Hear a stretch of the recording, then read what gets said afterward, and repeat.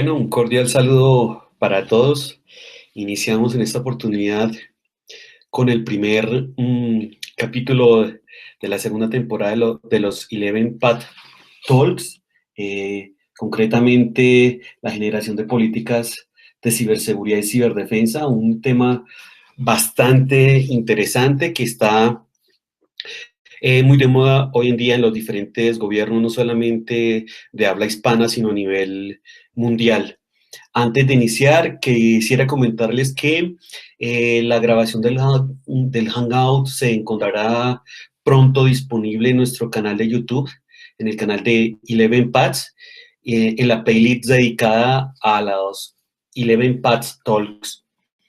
Recuerden estarnos siguiendo constantemente.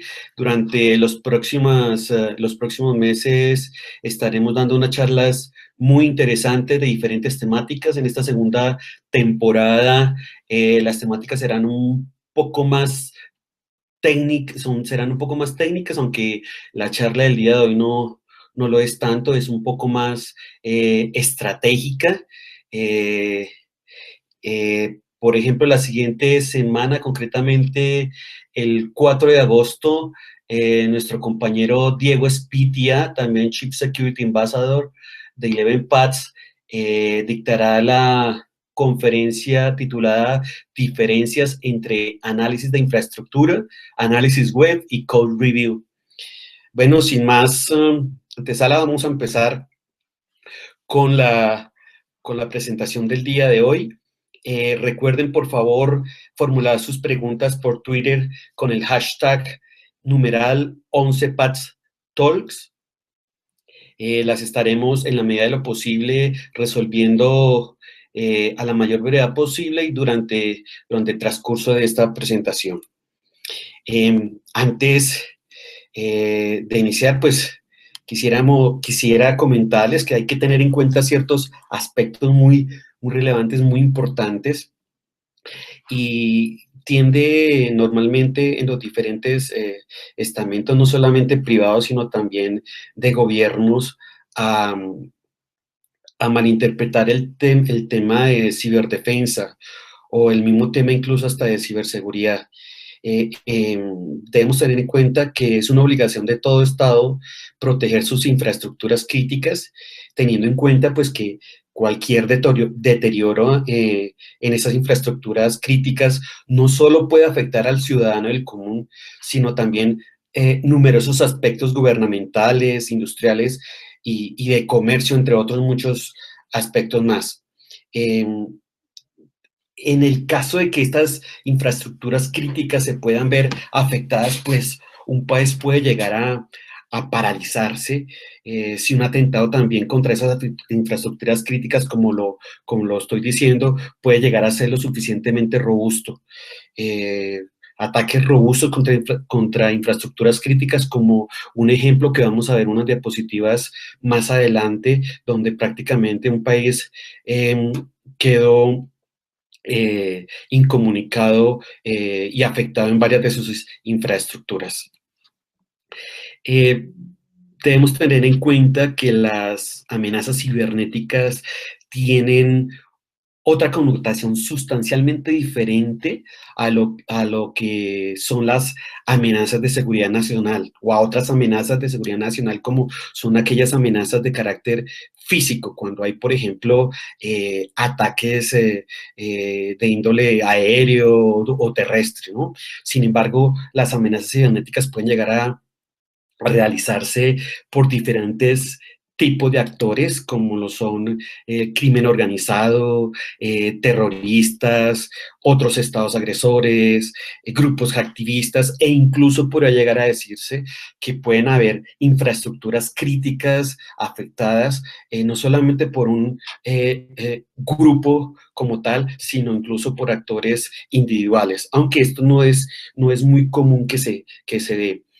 Eh, es difícil, es difícil hallar la trazabilidad de un ataque cibernético, y pues en realidad para aquellos que realizan estos ataques se da un beneficio económico importante, dado que son ataques supremamente económicos, entre comillas, comparados con aquellos ataques de índole bélico o convencional como los conocemos todos nosotros.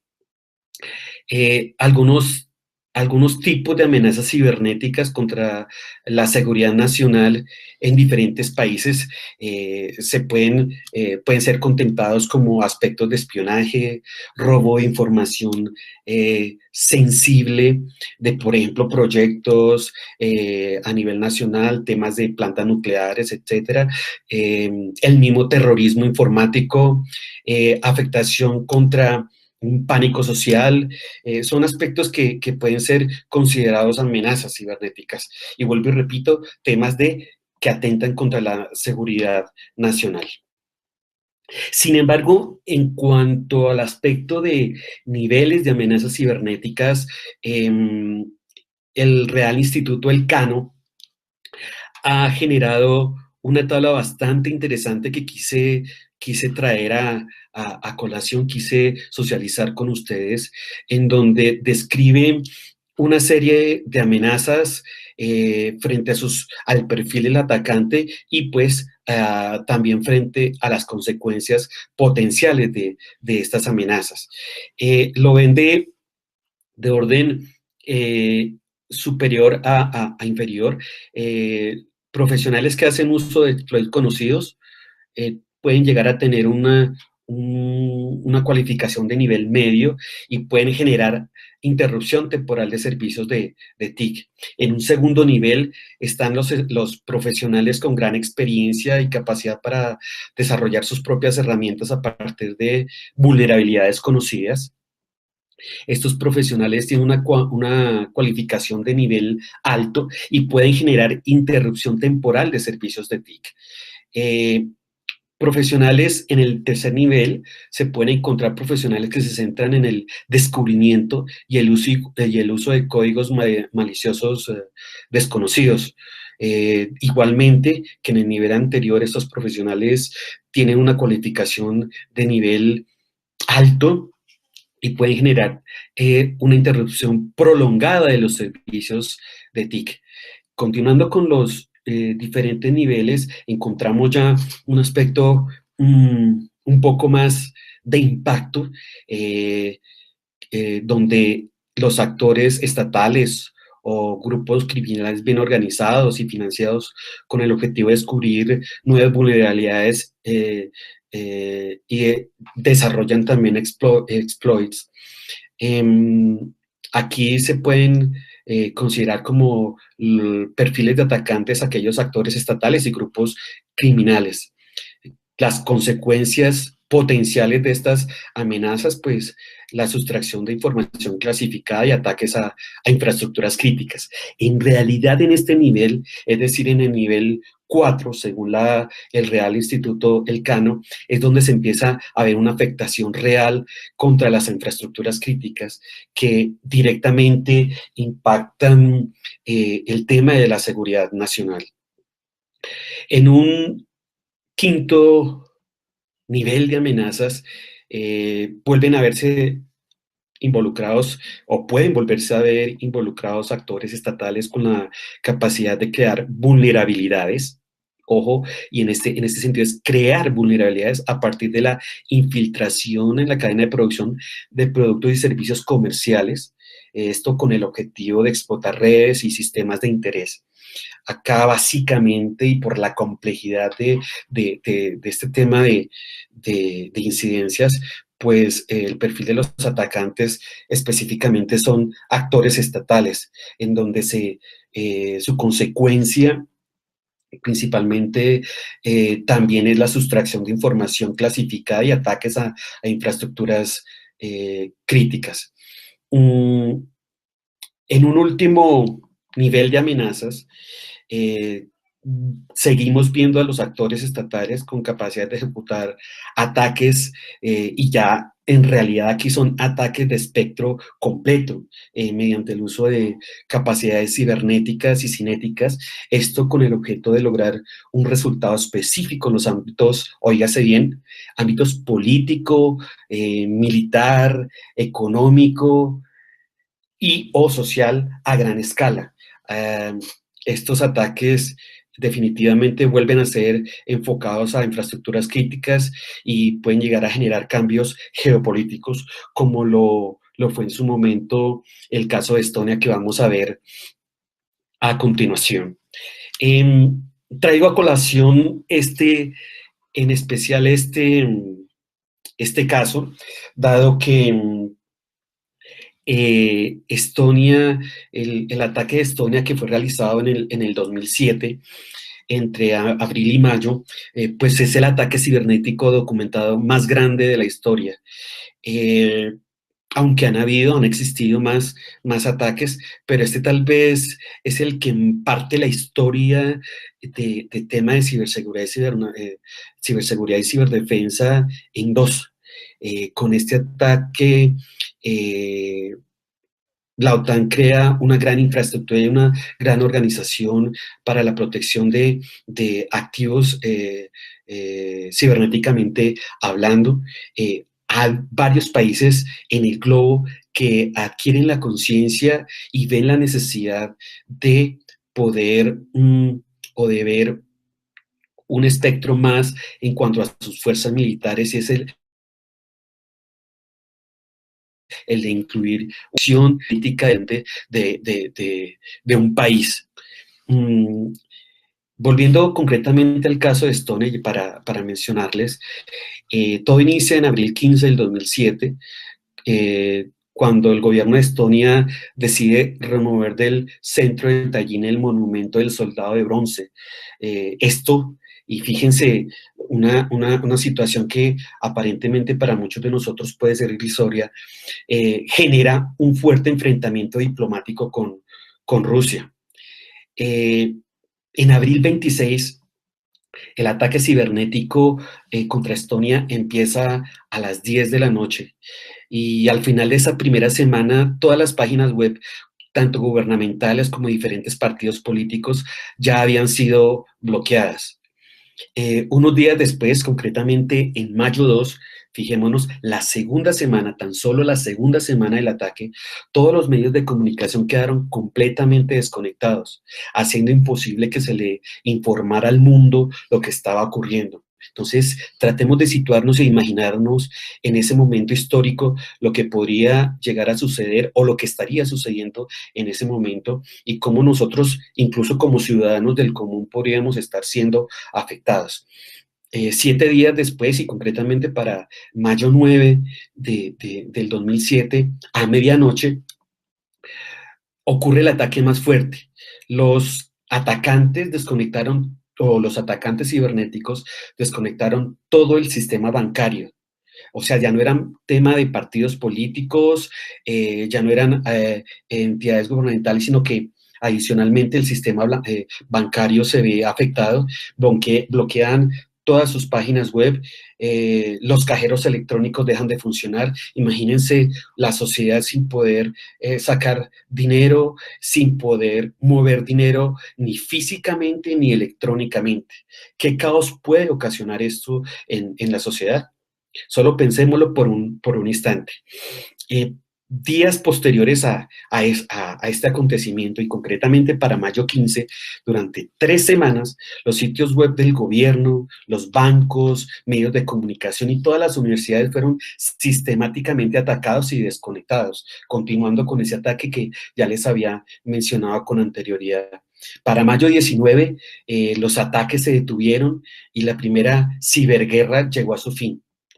Estonia inmediatamente acusó al gobierno de Rusia, sin embargo, nada de esto hasta el momento ha podido ser demostrado, pero fijémonos que durante estos meses donde se desarrolló este ataque contra Estonia, pues la sociedad, el gobierno, infraestructuras críticas, el ciudadano del común se vio afectado.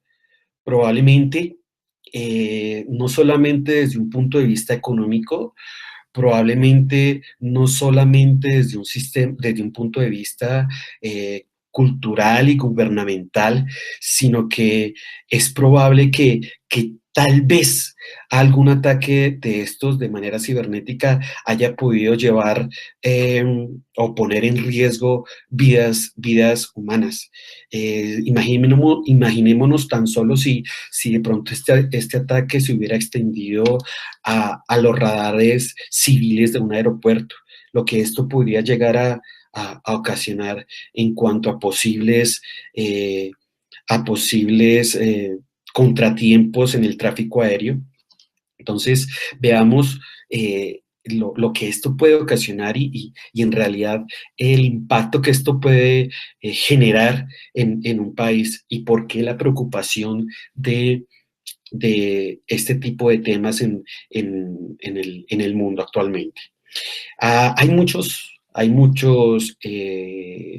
casos más que se podrían mencionar, casos como el de Alemania, Australia, China, en Estados Unidos. Mm, China, por ejemplo, y no es un secreto para ninguno de nosotros, o por lo menos para aquellos que de una u otra forma nos desenvolvemos día a día en el tema de seguridad cibernética, pues este país se ha visto embarcar en una serie de asaltos informáticos a naciones occidentales como eh, Corea del Sur, Alemania, Australia, Reino Unido, Estados Unidos. Alemania, por ejemplo, recibió miles de intentos de espionaje comercial por parte de atacantes chinos, que en algunos casos llegaron a bloquear páginas web gubernamentales por varias horas. Constantemente recibe ataques por parte de hackers rusos a su red eléctrica y ferroviaria. Eh, Australia no se salva de ello. Por ejemplo, para el tema de Estados Unidos, en enero del 2009, eh, hackers robaron información ultra secreta del Joint Strike Fighter o F-35, que es un proyecto de un sistema de armas más costoso en la historia de Estados Unidos. Para el 4 de julio de ese mismo año, es decir, del 2009, deshabilitaron las páginas web del Departamento del Tesoro y de Estado, de la Comisión Federal del Comercio, del Pentágono y de la Casa Blanca. Entonces, por ejemplo, pasa a ser un ataque simultáneo a entidades del gobierno. Eh, Miren, por favor, lo que sucede o lo que dice la Oficina de Ciberseguridad del Reino Unido. Es una frase, a mi parecer, bastante diciente y que nos llama a la reflexión. Así como en el siglo XIX tuvimos que consolidar la presencia en los mares para nuestra seguridad nacional y prosperidad, y en el siglo XX tuvimos que consolidar el aire, en el siglo XXI tendremos que garantizar nuestra superioridad en el espacio, en el ciberespacio.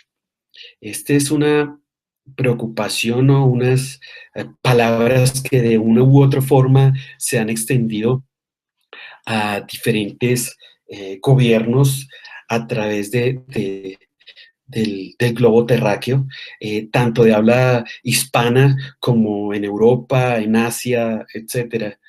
Eh, pero ya aterrizando un poco más el tema, algunos de ustedes se estarán preguntando qué es ciberseguridad y qué es ciberdefensa, aspectos o temas que están directamente vinculados a la charla del día de hoy. Pues bien, no hay unos conceptos o unas definiciones que a nivel mundial se hayan estandarizado. Sin embargo, quiero compartir con ustedes estas dos que, a mi juicio,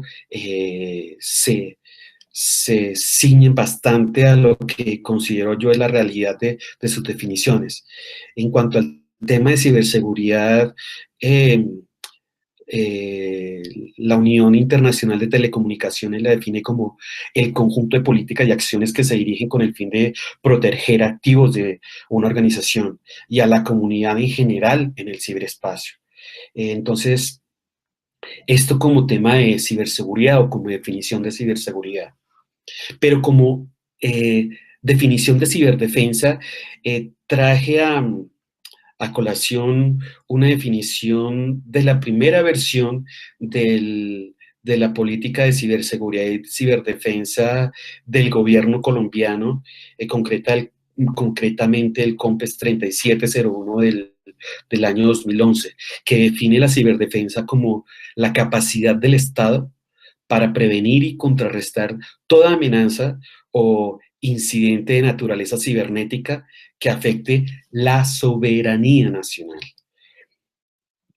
Eh, ya en el plano de lo que se necesita o lo que se requiere tratar en cuanto a ejes temáticos, lo que se necesita considerar para la generación de una política o estrategia nacional, porque digamos que la frontera entre política y estrategia nacional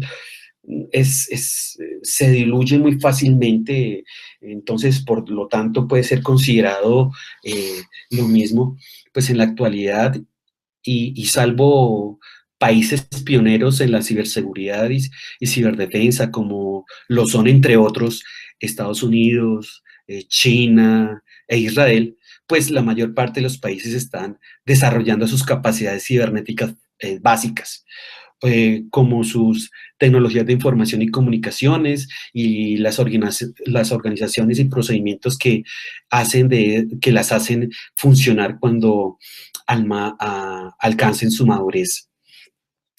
La idea de desarrollar una estrategia nacional de seguridad cibernética o una política de seguridad cibernética es la de responder a las amenazas de manera dinámica y proporcional, es decir, a esas amenazas al comienzo de la presentación habíamos mencionado.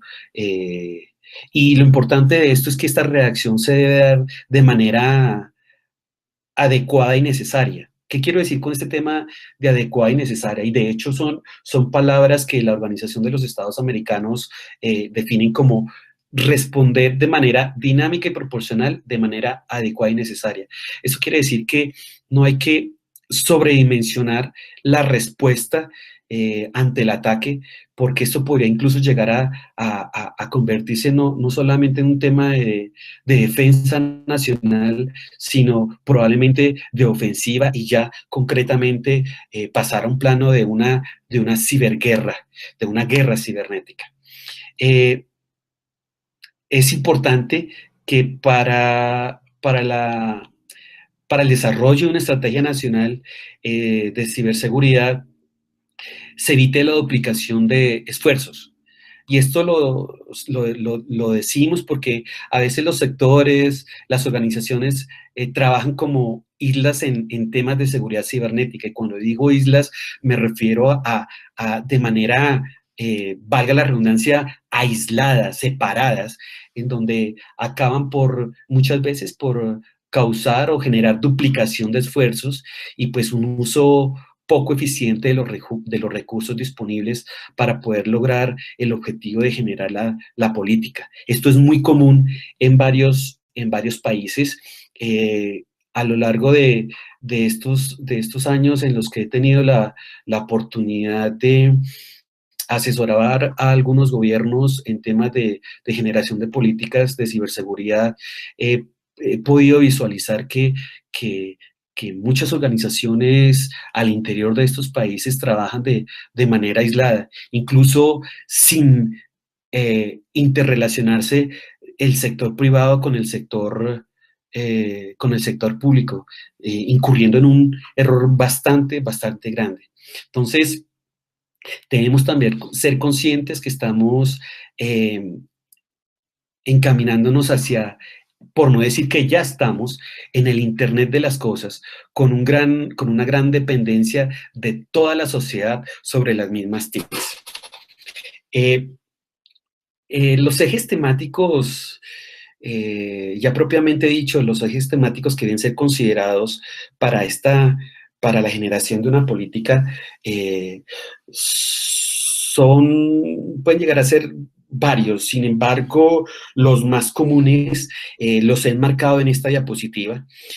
Uno es el marco legal, en donde el país debe hacer una evaluación del estado del arte para identificar qué leyes, qué decretos, qué normatividad interna eh, actualmente está vigente o en su momento está vigente, eh, cuál normatividad o legislación debe ser fortalecida y cuál normatividad debe ser generada para tener un marco legal apropiado que permita soportar esa política o esa estrategia nacional. Eh, lo mencionaba hace unos instantes, la cooperación entre el sector público y el sector privado debe ser estrecha, es tremendamente importante que estos dos sectores trabajen de la mano, aunando esfuerzos para la generación de la política. Conocer las necesidades del uno y del otro es importante, es vital para el éxito en el objetivo de conseguir la proyección de la política. No menos importante es la coordinación gubernamental, la coordinación entre los diferentes actores de gobierno, tanto del sector militar como del sector civil dentro del gobierno. Temas de presidencia, temas de fuerzas militares, diferentes ministerios, ellos deben interactuar coordinadamente para la generación de la política. Eh, un tema que considero bastante relevante, tremendamente importante para el éxito de la estrategia, es el tema de la capacitación y o concienciación a nivel nacional. La concienciación va un poco más enfocado a los actores civiles, al ciudadano del común, donde se brinde información y una capacitación básica del buen uso de las tecnologías de información, en donde se abarque en la medida de lo posible diferentes actores, como vuelvo y repito, dentro de la ciudadanía sean los chicos que están en la escuela. Qué bueno sería que de pronto, así como en algunos países se les dicta una materia que se llama democracia, pues también se les pudiera en la materia de informática poder educarlos y enseñarlos a afrontar las diferentes amenazas y los riesgos que se cierren sobre Internet. Eh, el tema de capacitación, concretamente enfocado a, a las personas que están enfrente de las infraestructuras críticas, a las infraestructuras de tecnologías de información, de pronto también a aquellos administradores que están directamente ligados a esas infraestructuras. Y no solamente viendo la capacitación, o no solamente es importante ver la capacitación desde el punto de vista tecnológico, sino también ver la capacitación desde el punto de vista legal.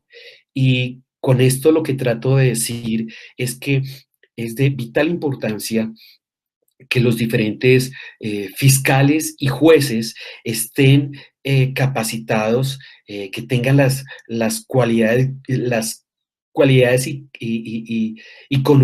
conocimientos necesarios para poder, por una parte, hacer el seguimiento de los casos cibernéticos y por el otro lado, concretamente desde el punto de vista de fiscales y propiamente de jueces, pues poder judicializar, poder dar un trato, si me permiten decirlo, justo dentro de un eventual juicio en un proceso de esta índole. Entonces, el tema de capacitación, como ustedes lo podrán ver, es transversal a todo el país.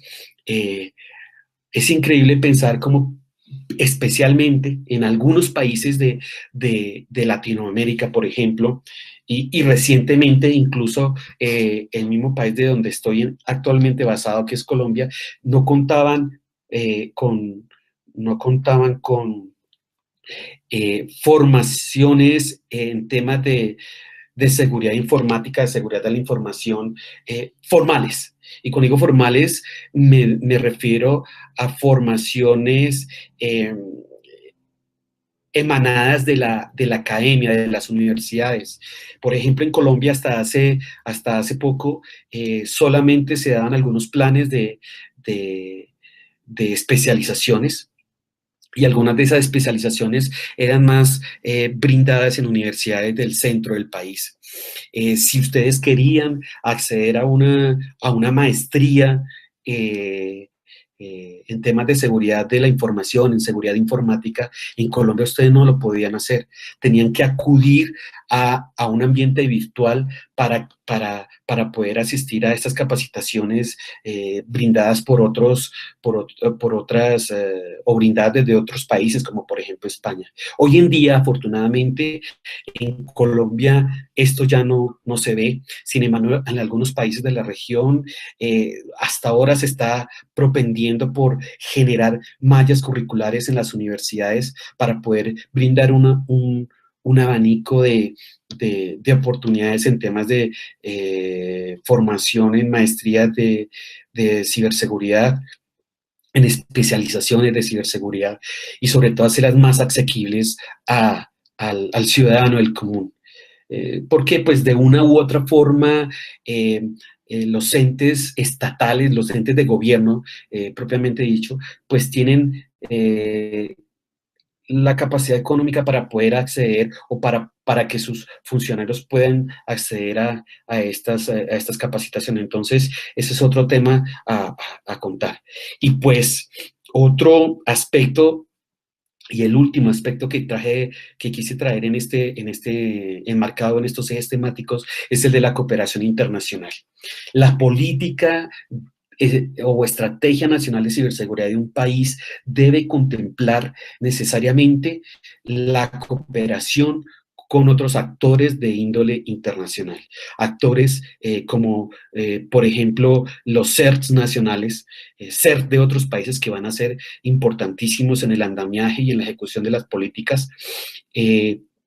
CECIRs o CERTs sectoriales, llámese de la banca, de diferentes estamentos como las universidades y otros tantos. Entonces, como ustedes podrán ver, es un tema que no es fácil de llevar a cabo, el diseñar y poner posteriormente en ejecución una política de estrategia nacional o estrategia nacional de ciberseguridad es un tema bastante complejo, bastante complicado.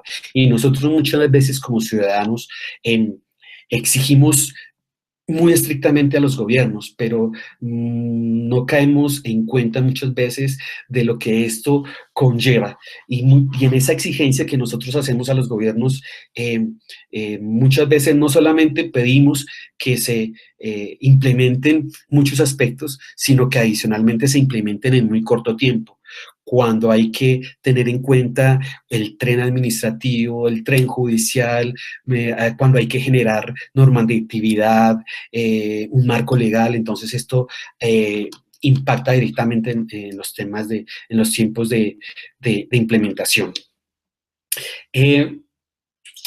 Me pareció bastante interesante presentarles una parte de lo que de manera muy importante la Organización de los Estados Americanos genera como trabajo y define como beneficios de la implementación en las medidas nacionales de seguridad cibernética. Eh, el, el primer beneficio es el de proteger los intereses nacionales. Ellos dicen que el garantizar la estabilidad económica y la continuidad del negocio en un país se vuelve el segundo beneficio. Como un tercer beneficio, la OEA afirma que consiste en asegurar que las infraestructuras críticas y los datos estén protegidos y seguros. Salvaguardar los activos de tecnología es un aspecto que se ve como un beneficio adicional a la implementación de las políticas de ciberseguridad nacionales, no podemos dejar de lado el garantizar la seguridad ciudadana y fomentar la innovación empresarial y capitalizar las ganancias económicas de los avances tecnológicos en un país. Entonces, estos 6 beneficios son tan solo, digámoslo así, un abrebocas de los, y permítanme que sea reiterativo, de los innumerables beneficios que puede conllevar para para un país la implementación de una política. Ahora bien, quisiera mencionar que en temas de política no basta con generar la política como tal, sino hay que hacerle un marco de seguimiento. La misma política debe traer en su interior un plan de acción donde se asignen las tareas.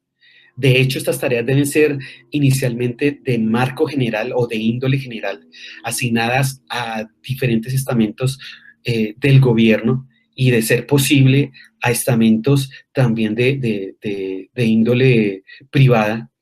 Eh, pues estas tareas deben ser, vuelvo y repito, así tiempo prudencial de ejecución para que los líderes de la política puedan hacer seguimiento y pues así poco a poco garantizar la consecución o implementación de la política. Aquellas personas que de pronto estén en este momento viendo este video en directo, este streaming en directo, o de pronto que en su momento lo estén viendo en diferido, también deben considerar que para la generación de las políticas en su primera fase, y concretamente, vuelvo y repito, de las políticas de seguridad cibernética y ciberdefensa de índole nacional, tema que es obviamente el tema a tratar en esta charla, pues en su momento de generación debe ser liderado especialmente y en la medida de lo posible por un actor de gobierno, pero a pesar de que sea liderado por un actor de gobierno, y obviamente donde se convoquen a otros actores relevantes del sector gobierno, también deben ser convocados actores relevantes del sector privado.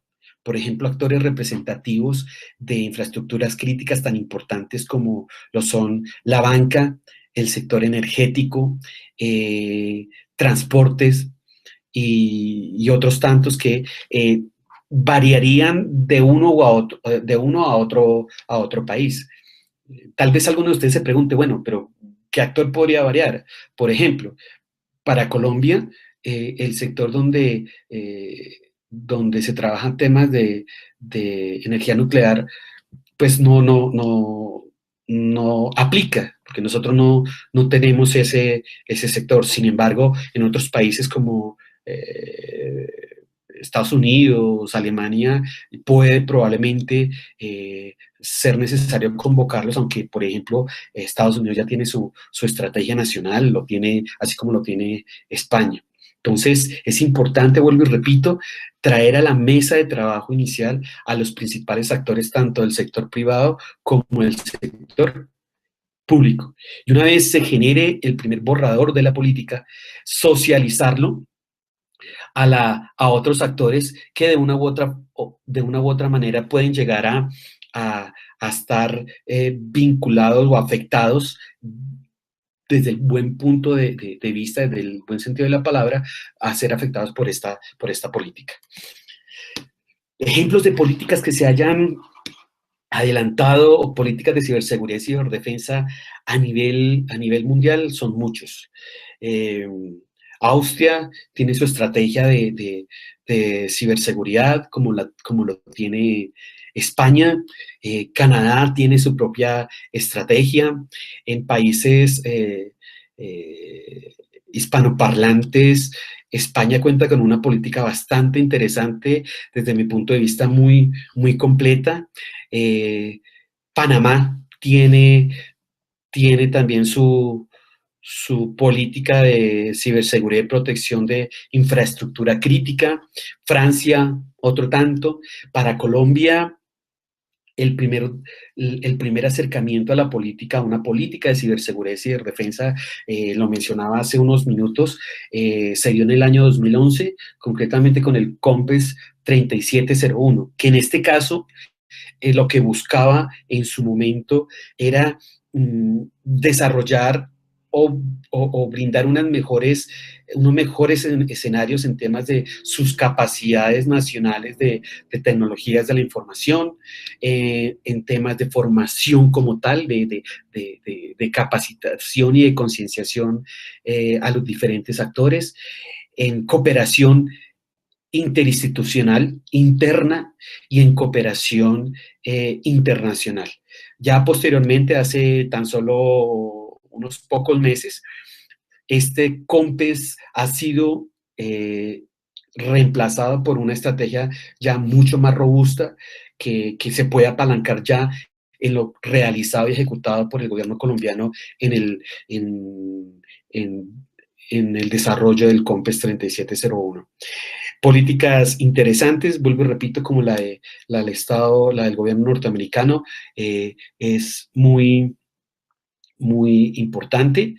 Esto era lo que quería comentarles en la mañana de hoy, tarde de hoy en otros países, especialmente en países de Europa como lo son España, por ejemplo. Recuerden formular sus preguntas por Twitter a través del hashtag numeral 11PATS Talks. Tenemos en este momento en pantalla. Mientras damos espacio para las preguntas, quisiera recordarles nuestras próximas charlas que serán brindadas por los diferentes CSAs de Telefónica y ElevenPaths. La primera de ellas, diferencias entre análisis de infraestructuras, análisis web y code review, por Diego Espitia. Eso será el 8 de agosto, perdón, el 4 de agosto. El 11 de agosto, Gabriel Vergel, también CSA de ElevenPaths, nos hablará de fraude en POS, en dispositivos de pago, una charla muy interesante. Posteriormente, hablaremos de los 10 principales controles de seguridad que no pueden faltar en la empresa, por Leandro Benaton, nuestro CSA de Brasil.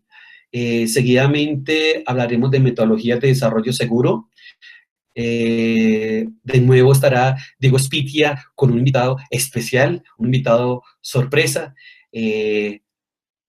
Hablaremos en otra sesión de este Eleven Talk en hacia dónde evolucionan los APT. Este será un tema de un invitado especial. No olviden seguirnos para que tengan en conocimiento cuáles son nuestros invitados especiales y los detalles de las diferentes charlas.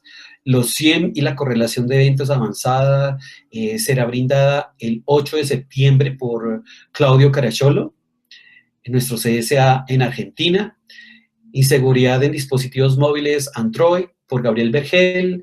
Estructura interna de un CSID parte 2. Una charla que me pidieron por diferentes medios.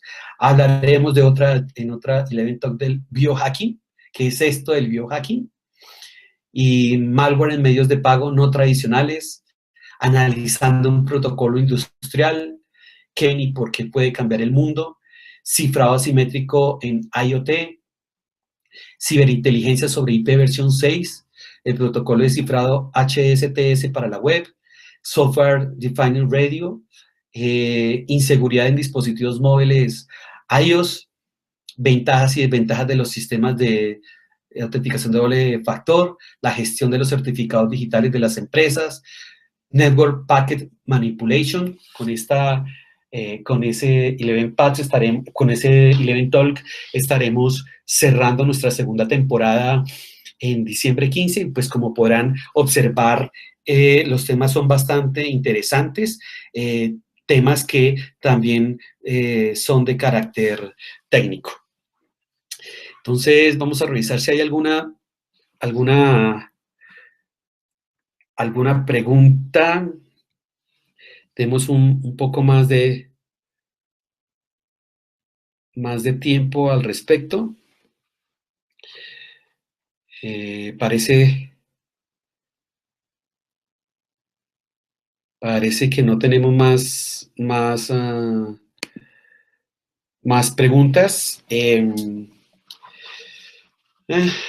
Bueno, no olviden, vuelvo y repito, a acompañarnos es en los diferentes Eleven Talks. Ya para finalizar, y dado que no se presentaron preguntas, quisiera recordarles que si te consideras o si se consideran personas inquietas que quieren desarrollar su carrera y llegar hasta a puntos inimaginables, si respiras innovación, si te gusta cambiar las reglas, atreviéndote a replantear absolutamente todo, pues creemos que eres indicado o indicada para trabajar con nosotros. Entonces, por lo tanto, envíanos tu hoja de vida a talent@11pads.com. Ahí tienen en pantalla, repito, talent@11pads.com. Envíanos tu hoja de vida y la estaremos evaluando. Asimismo, no olviden también seguirnos en nuestros diferentes canales y redes sociales, en el blog.elevenpads.com, en YouTube, Twitter y Facebook con nuestra cuenta Eleven Pads, y /company/11-pads, en Instagram también con Eleven Pads, y un proyecto bastante interesante, muy bonito, community.elevenpads.com, donde los diferentes CSAs y diferentes funcionarios de Telefónica y de Eleven Pads estaremos tratando o estamos tratando aspectos de seguridad cibernética, de temas de infraestructura crítica, análisis de vulnerabilidades, pentesting, noticias de interés, y muchos temas donde podrán también consultarnos sus inquietudes en estas diferentes temáticas. Allí pueden hacerlo, vuelvo y repito, en community.elevenpads.com. No siendo más, agradezco la gentileza por dedicar este tiempo para escucharnos, y pues nos estaremos viendo en una próxima oportunidad. No olviden, dentro de una semana, el próximo Eleven Talk con Diego Espitia, CSA de Eleven Pads. Un abrazo.